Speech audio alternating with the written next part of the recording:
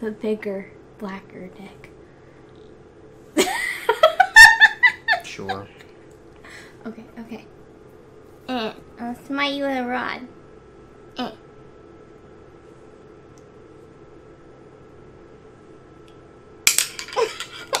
My turn. No, you can't smite me with your rod. It's too big and thick. I just want to get you in the nose. No. Oh God, no. Come on, just a poke. Just a poke. Just a poke. No, I don't want. No, you can't make me. No. No, I'm bored now. I win.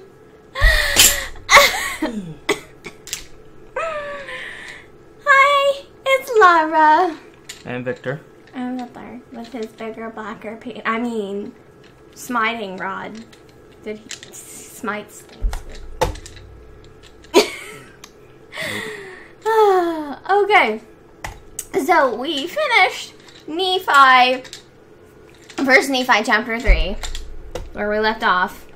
There's like lots of smiting with rods and angry angels and stuff. So Chastising angels. just angry whatever. Like the angel pouted and I was like, he's better than you. It's whatever. There was some clear animosity towards the peoples. Okay, here we go. Chapter 4. Nephi slays Laban at the Lord's command, and then secures the plates of brass by stratagem. Zoram chooses to join Lehi's family in the wilderness. And it came to pass that I spake unto my brethren, saying, Let us go up again unto Jerusalem, and let us be faithful in keeping the commandments of the Lord. Yeah, because that was such a great idea last time. We didn't almost die or anything. Second time's a charm. Second time. This is the third. Well, it's technically the third time because Layman went in first. Oh, yeah. So. And then they all went. So I guess, yeah, third time's the charm. For behold, he is mightier than all the earth. Then why not mightier than Laban, and his 50, yea, or even than his tens of thousands? Therefore let us go up. Let us be strong, like unto Moses. For he truly spake unto the waters of the Red Sea, and they divided hither and thither, and our fathers came through out of captivity on dry... Okay, that didn't end exactly on that sentence, but whatever. Anyways. I like how he thought that Moses just talked to the water, and it was like... Because, like, didn't he uses a staff, right? That's how it's usually depicted. That he'll use his staff like, and just boosh. Yeah, or he talks to God directly and God parts it. Yeah. But it makes it sound like, hey, water, I need to pass through there. Can you yeah, okay, cool, thanks. He's the first and the strongest Aquaman. Moses is the first Aquaman. That just makes him seem even less cool. Yeah, it depends. Depends on how much you like man. Language skills. Aqualaban. Aqualaban? That's what it sounded like you were about to say at first. I was gonna say Aqualad. Oh, Aqualad. Aqualaban. I'm gonna put these plates under the water so you can't get them. ...my ground. And the armies of Pharaoh did follow and were drowned in the waters of the Red Sea. Now behold, ye know that this is true. And ye also know that an angel hath spoken unto you. Wherefore can ye doubt? Wait. If this happens about 600 BC, and they're saying that this happens about... I'm guessing shortly after that? Or, no, wait, wouldn't it be after this? Is this what happened? No, this is Jerusalem, so that was before Jerusalem. But if they're not, if they're in a different area still, even if this is Jerusalem, they're not going to have any records of that, I don't think. I mean, I guess... technically they're Jewish, though, so, I guess they might. They might have some form of record of it, especially if it's something like that huge. Yeah. I guess it would be assumed that with the amount of record keeping that goes on, especially like in the Egyptian area, Yeah.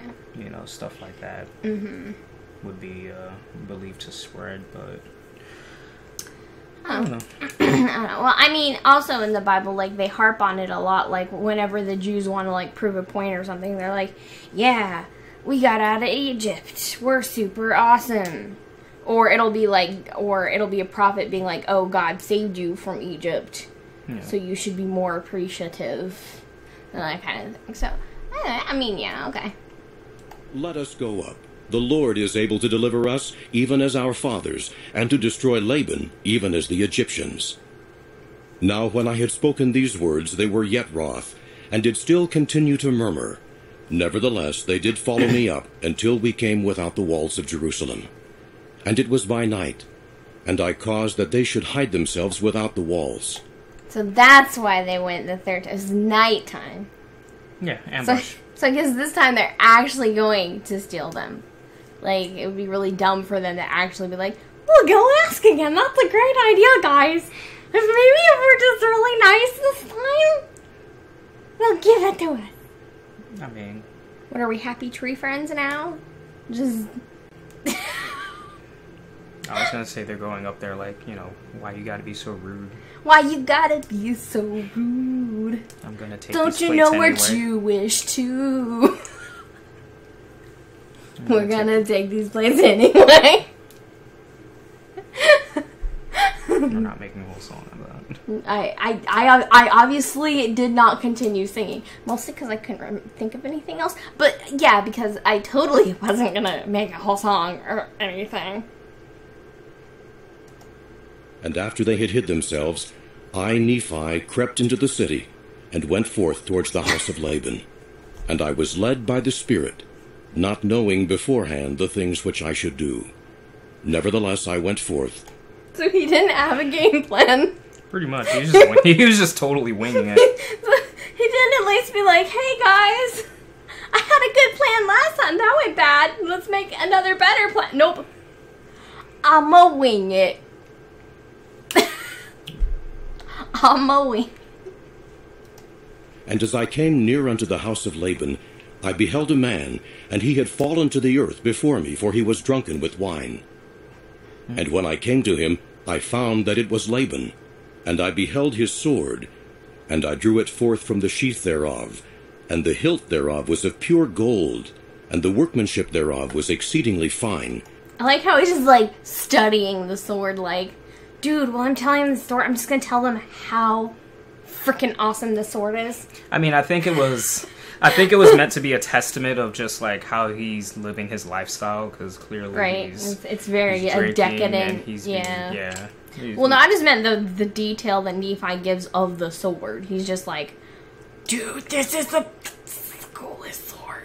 Well, I mean, assuming, spoiler alert, that's what he's going to be using to kill him with, then I guess he You took had to it into spoil it, detail. didn't you? Great, thanks. Oh well.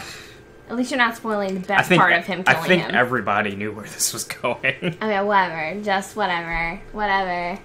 And I saw that the blade thereof was of the most precious steel. And it came to pass that I was constrained by the Spirit that I should kill Laban. But I said in my heart, never at any time have I shed the blood of man, and I shrunk, and would that I might not slay him. And the Spirit said unto me again, Behold, the Lord hath delivered him into thy hands. Yea, and I also knew that he had sought to take away mine own life. Yea, and he would not hearken unto the commandments of the Lord, and he also had taken away our property. And it came to pass that the Spirit said unto me again, Slay him, for the Lord hath delivered him into thy hands. Behold, the Lord slayeth the wicked, to bring forth his righteous purposes. It is better that one man should perish, than that a nation should dwindle and perish in unbelief. And now, when I, Nephi, had heard these words, I remembered the words of the Lord which he spake unto me in the wilderness, saying that, Inasmuch as thy seed shall keep my commandments, they shall prosper in the land of promise. Yea, and I also thought that they could not keep the commandments of the Lord according to the law of Moses, save they should have the law. And I also knew that the law was engraven upon the plates of brass. And again, I knew that the Lord had delivered Laban into my hands for this cause, that I might obtain the records according to his commandments. Therefore I did obey the voice of the Spirit, and took Laban by the hair of the head, and I smote off his head with his own sword. Okay. So a lot just happened there. If you don't realize what just happened, Nephi had a psychotic breakdown. Yes, by one interpretation, he basically just had a voice in his head telling him to kill him. Okay, so Frank had the urge to kill him because he's like, I felt the spirit be like, I should kill him. And then he's like, oh no, that's a bad idea because I'm a good person and I wouldn't kill anybody. And then the little voice in his head is like, but God wants you to kill him. And then he's like, no, I can't do that. I can't do it. And then it was, do it, kill him. And then it's like, he did horrible things to me. He's gonna kill us and stuff. And then, of course, he's like, and he's a bad person. He doesn't follow God's rules. And anyone who doesn't follow God's rules should just die. And then kill one to save many mentality came up there as well. So. Yeah. And the whole, him bringing up his seed was, like, oh, I have to be righteous and I need to do all this stuff so that so my kids don't get fucked over or whatever. So he literally argued with himself. Well, this brings up a very important point about the perspective of religion and then its influences back then versus like the perspective that we have now with a lot of sciences and a lot of social sciences. The whole concept of psychology influencing different rationales and trains of thought and how we interpret things differently, and most people would justify some, the craziest actions of wanting to kill other people by a religious standpoint. They were taken with the spirit and stuff like that, versus like if we were to look at somebody do those same actions today, they would be, we would, yeah, well, maybe not exactly. They're disturbed. They're suffering from something. But yeah. Yeah, I mean, like from a social standpoint. Yeah, I guess from a social standpoint, they're great. Yeah. Yeah, I wasn't meaning from like an actual professional psychology type. Like we just see them on TV and we're like, oh, they're crazy. God wouldn't tell anybody to do that. Yeah, and it's kind of, and then it's kind of like the whole event where they had the lady who had the child in the backseat of her car driving up to the White House to try to reach Obama because apparently God told her to do it. And, it brings up there's people... Was she trying to kill him, or...? I don't think she was trying to... I don't remember if she was trying to kill him or not. I think it was like she was trying to speak to him about something, and I think it had some sort of religious context to it, but when people saw that this event happened, a lot of people just immediately dashed it off as crazy. But if you think about it, like probably back in this standpoint, they would have entertained it, right? Because God's such a huge influence. Well, they wouldn't have entertained it in this instance because they already see the Father as this crazy, fake prophet. Yeah, so I guess so. His sons, but no, I see what you're saying. Like generally, like if say a credible prophet had been like, "Oh yeah, God told me to kill Laban because he's an evil person," then they definitely would have been like, "Oh, okay, yeah, that's probably true. That's probably a real thing." Yep. So it's like if the Pope says somebody's bad, it must be bad. It must be bad, yeah. Although there's like an awesome Pope right now, and he doesn't even think gay people are bad. He's just like, we don't really approve of it, but you're not bad people. Just do your thing. Do your thing, but you can't be Catholic. Just yeah. But we don't hate you. Yeah. Anyways. And after I had smitten off his head with his own sword, I took the garments of Laban and put them upon mine own body, yea, even every whit, and I did gird on his armor about my loins. And after I had done this, I went forth unto the treasury of Laban. And as I went forth towards the treasury of Laban, behold, I saw the servant of Laban, who had the keys of the treasury. So I just pictured This is kind of bad, but I just pictured like some weird Texas Chainsaw Massacre shit with Nephi just like wanting to become Laban after he slayed him because he just put on his clothes and everything else. That's So not where I just imagine it just escalating just really bad to the point where he's like, I'm wearing his skin. I become Laban. Laban is me. I want a divorce. Yeah, you'll be fine. You deal with this every day. And I commanded him in the voice of Laban that he should go with me into the treasury. And he supposed me to be his master Laban. For he beheld the garments and also the sword girded about my loins. And he spake unto me concerning the elders of the Jews, he knowing that his master Laban had been out by night among them. And I spake unto him as if it had been Laban. And I also spake unto him that I should carry the engravings which were upon the plates of brass to my elder brethren, who were without the walls. And I also bade him that he should follow me. And he, supposing that I spake of the brethren of the church, and that I was truly that Laban whom I had slain, wherefore he did follow me. And he spake unto me many times. I wonder how he didn't see the dead Laban right outside the door, because he didn't say he made any effort to hide him. I mean, he might have, but I want to see, it's like, oh, it's just a drunk dead guy, it's fine. It's just bad AI. Bad AI? So his servant's an AI now? Yeah.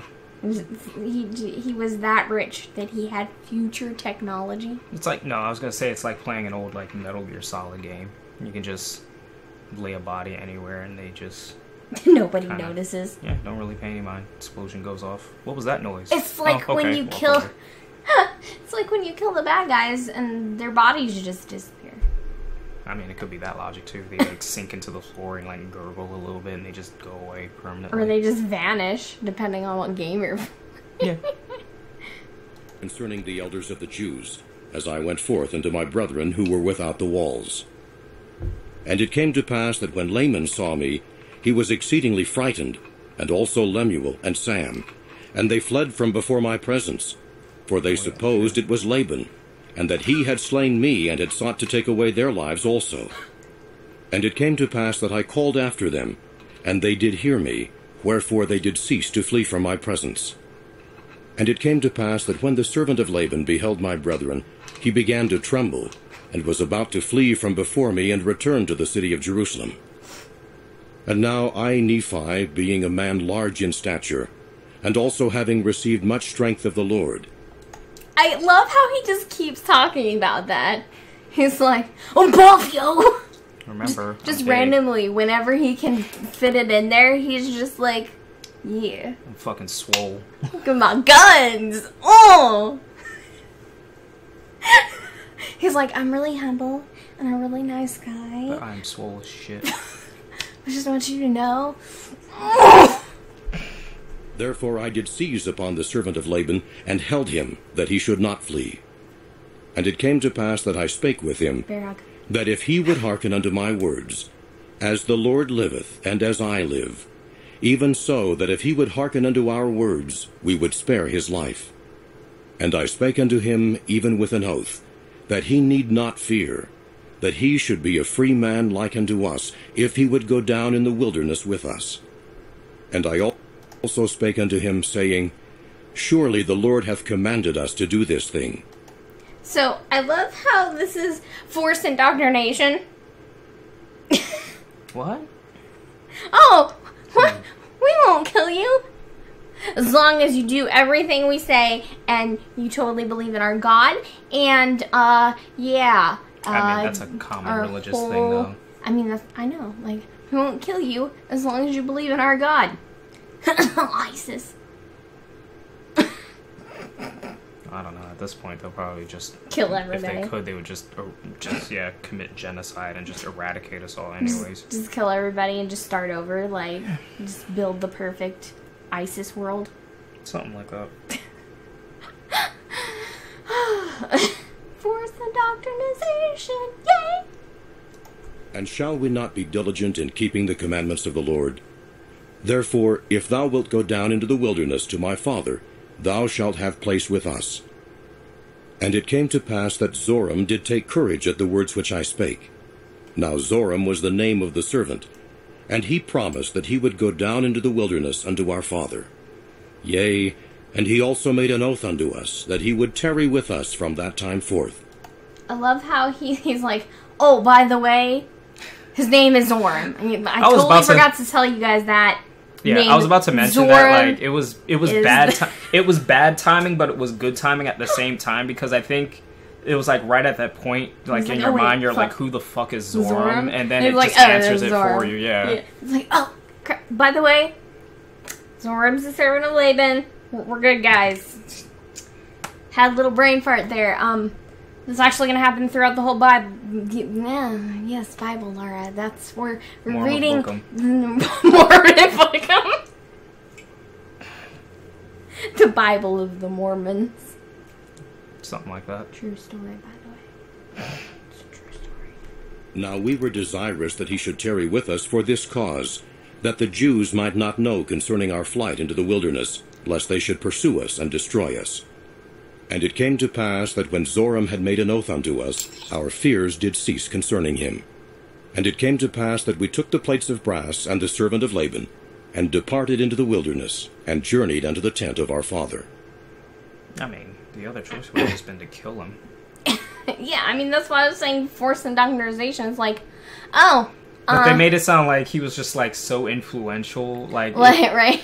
Like, their fears ceased. Like, I think they had the upper hand in that situation, like, either way. And just the fact that he surrendered, they were like, oh, okay, great, cool. Great. We don't have to kill I don't have to kill another person today. Alright, this is chapter 4.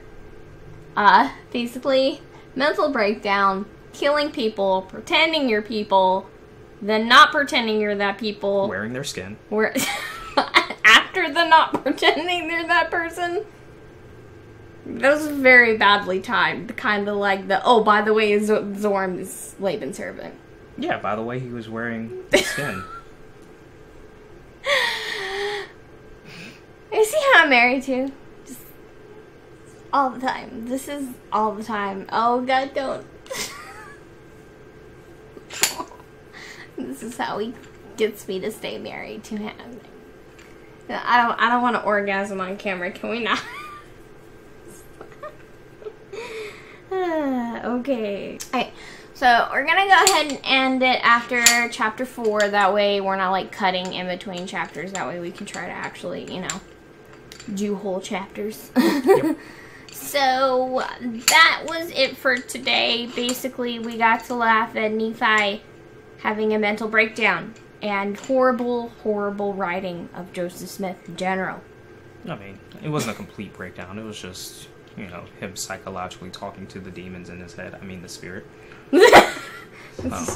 Shame on you. It was totally the spirit of God telling him to kill people.